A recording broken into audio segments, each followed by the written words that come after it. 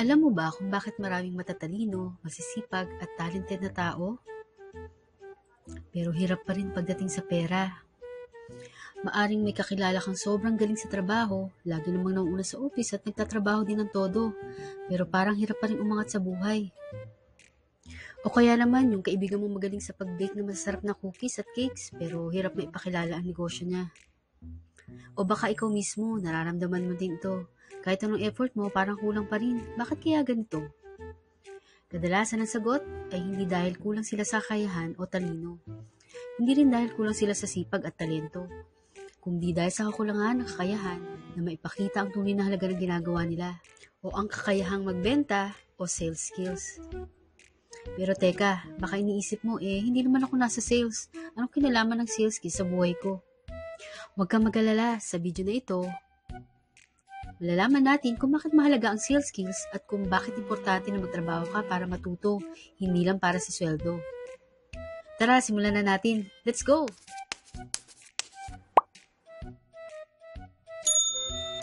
Isa sa pinakagusto kong lesson na natutunan mula sa libro ni Robert Kiyosaki na Rich Dad Poor Dad ay yung concept ng magtrabaho para matuto, hindi lang para sa sweldo. Ilang taon na ang nakalipas, na-interview si Robert Kiyosaki, ang author ng Rich Dad Poor Dad, ng isang journalist sa Singapore. Sabi ng journalist, gusto raw niya maging successful na writer kagaya ni Robert. May mga nobela daw siyang nasulat pero hindi bumenta. Ang sabi ni Robert sa kanya, bakit hindi ka mag-aral ng sales training? Pero alam mo ba ang naging reaksyon ng journalist? Na-offend ito dahil may master's degree daw siya sa English literature. At nagtataka siya kung ano kinalaman ng sales sa pagsusulat at hindi siya naniniwala na ang kailangan niya ay mag-aral ng sales skills para maging successful. Sinabi ni Robert na siya ay best-selling author at hindi best-writing author. Pero hindi pa rin ito nakinig. Umalis itong galit at hanggang ngayon hindi pa rin sumikat ang mga libro niya. Maraming taong magaling at matalino. May mga technical skills o may mga angking kakayahan at talento. Pero nahihirapan pa rin sa pera. Karamihan, ang alam nila ay magtrabaho ng mabuti. Ang mahalagang kasanayan, lalo na ang sales skills, ay madalas nilang naisasantabi. Alam mo bang ang kakayahan na ito ang ginagamit ng mga top-performing employees at successful business owners at gusto mong magtagumpay sa trabaho o sa negosyo balang araw, ito ang skills na kailangan mong matutunan. Gaya na lang ng reporter sa kwento ni Robert Kiyosaki, kulang lang siya ng skill na ito para maging successful. Kung kinuha sana ng reporter na yun ang payo ni Robert at natuto ng sales, mas marami sana siyang naibenta. Pero ano nga ba ang sales skills? Sa tingin ng iba, ang sales skills ay para lang sa mga negosyante o nagtatrabaho sa sales. Pero ang pagiging magaling sa sales ay hindi lang tungkol sa pagbebenta ng produkto. Ang sales skills ay ang kakayahang maipakita sa tao kung bakit mahalaga ang ginagawa mo o ino-offer mo sa paraan na naiintindihan ng iba. Nakikita mo rin ang pangailangan ng tao at binibigyan mo sila ng solusyon. Sa madaling salita, ang sales skills ay tungkol sa communication at influence at hindi lang ito para sa mga negosyante. Sa isang regular na trabaho, importante rin ito. Halimbawa, may dalawang empleyado sa isang kumpanya, si Employee A at Employee B.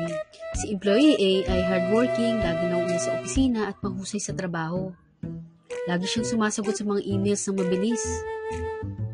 At madalas siya makatapos ng task bago ang deadline, pero hindi niya pinapansin ang opportunities para i-present ang ideas niya sa team meetings. Sa tingin niya, basta magtrabaho lang ako na mabuti, mapapansin din ako. Si Employee B, magaling din siya sa trabaho at lagi niya tinatapos ang task niya on time. Pero tuwing may meeting, sinisiguro niyang na-present niya ang mga ideas niya ng maayos. Lagi niyang pinapakita kung paano ang trabaho niya ay makakatulong sa buong team. Sa tuwing magkakaroon siya ng accomplishment, dinadala niya ito sa atensyon ng kanyang manager sa professional at may pagalang na paraan. Sino sa tingin mo ang mas mapapansin para sa promotion? Si Employee B, di ba? Ang pagkakaiba, hindi dahil mas magaling siya, kundi dahil marunong siyang ibenta ang sarili niya o ang kanyang sales skills. Si Employee B ay mahusay sa pag-package ng kanyang sarili bilang sa mahalagang bahagi ng team. Nakita ng management ang kanyang impact sa team. Hindi lang niya ginawa ang trabaho niya ng maayos, pinakita rin niya kung paano ito mahalaga sa buong kumpanya. Samantalang si Employee A, kahit magaling ay nanatili sa parehong posisyon. Si Robert Kiyosaki mismo ay ginamit ang kakayahang magbenta para maging successful. Siya ay isang magaling at mahusay na manunulat. Pero hindi agad nagtagumpay. Nang matutunan niyang ibenta ang kanyang mga libro, napagtanto niya na ang galing sa pagsusulat ay isang aspeto lang. Ang mas mahalaga sa kanya ay kung paano niya ito maibabahagi sa buong mundo. Noong isulat niya ang kanyang unang libro, If You Want to Be Rich and Happy, Don't Go to School, sinabi ng publisher na masyadong risky ang title. Pero nanindigan si Kiyosaki dahil alam niya ang kontrobersyal na title ay magpapataas ang interes ng tao at mapapansin ng media.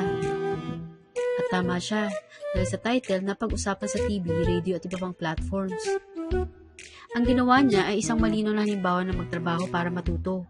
Hindi lang niya sinulat ang libro, bagkus ay ginamit niya ang sales skills. Pagkumbinsi, pagpapakilala, at pagkuha ng atensyon para ma-promote ito. Ang resulta, lumabas ang libro at naging daan para makilala siya bilang best-selling author at mahusay na nagtuturo ng financial education. Ang payo ni Robert, magkaroon ng long-term view. Sa halip ng trabaho lang para sa pera at seguridad, maghanap ng pangalawang trabaho o gawain para matuto ng bagong skill. Naalala niya ang tinuro ng kanyang poor dad, ang kanyang ama. Naniniwala ito na ang pagkakaroon ng specialist sa kaalaman ay mahalaga para maging successful, kaya't gusto nito mag-focus si Robert sa isang particular na larangan o skill. Para sa kanya, ang pagiging eksperto sa isang bagay ay magbibigay kay Robert ng security sa trabaho at magiging daan sa mas mataas na pasahod.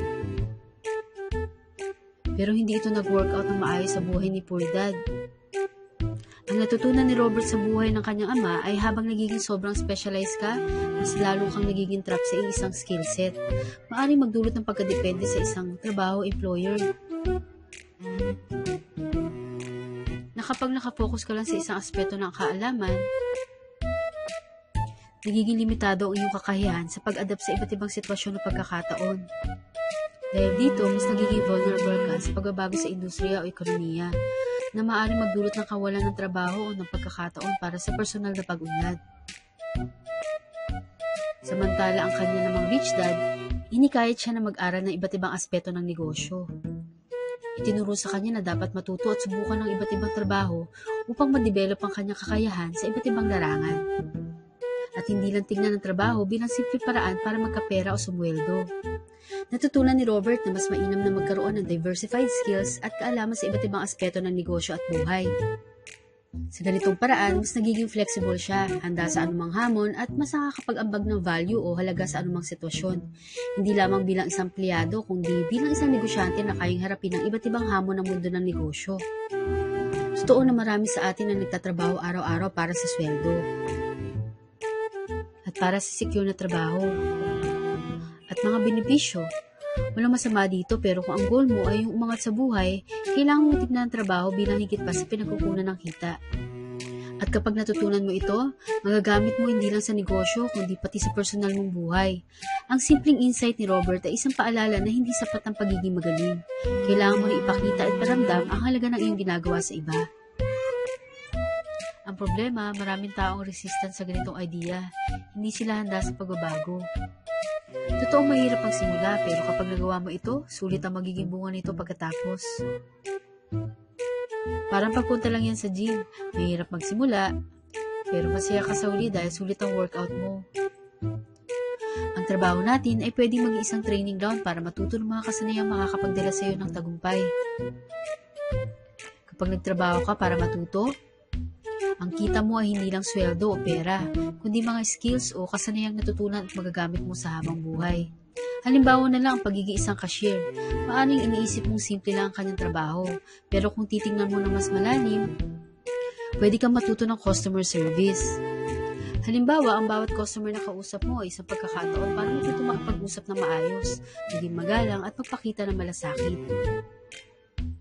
Kung may reklamo ang customer o may tanong sila tungkol sa produkto, pwede ka mag-practice ng pag-handle ng mga sitwasyon ng mahinahon at may solusyon.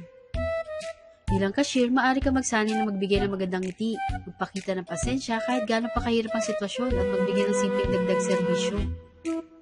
Gaya ng pagtulong sa pagbabalot ng produkto o o pagbibigay ng direksyon sa susunod na aisle. Ang mga simpleng bagay na ito kapag ginawa ng tama ay nagpapakita ng excellent customer service na maaaring magdala sa iyo ng mas malaking oportunidad sa trabaho sa hinaharap. Ikalawa, sa sales. Halimbawa, habang nagsiserve ka ng customer bilang cashier, maaaring mag-suggest ka ng mga produkto na pwede idagdag sa kanilang binili. Ito ang tinatawag na upselling. Halimbawa, kung may bumibili ng burger, pwede mong tanungin, "Ma'am, gusto niyo rin po ba magdagdag ng fries o drinks para kumpleto ang meal niyo?" Sa ganitong paraan, natututo ka mag-recommend ng produkto at magbigay ng value sa customer. Bukod pa dito, natututo ka rin ng customer engagement. Ang simpleng pagngiti, pagtanong kung may iba pa silang kailangan, pagbibigay ng mahusay na serbisyo ay magbubukas sa iyo ng oportunidad para makuha ang kanilang tiwala. Sa ganitong paraan, mas madaling i-introduce ang iba pang produkto o serbisyo sa kanila. At ikatlo, inventory management. Bilang cashier, makakita ka ng mga produkto na mabilis maubos at mga hindi masyadong nabibili. Halimbawa, kung napansin mong marami bumibili ng partikular na produkto pero paubos ng stock nito, mo i-report ito sa supervisor o sa stockroom team.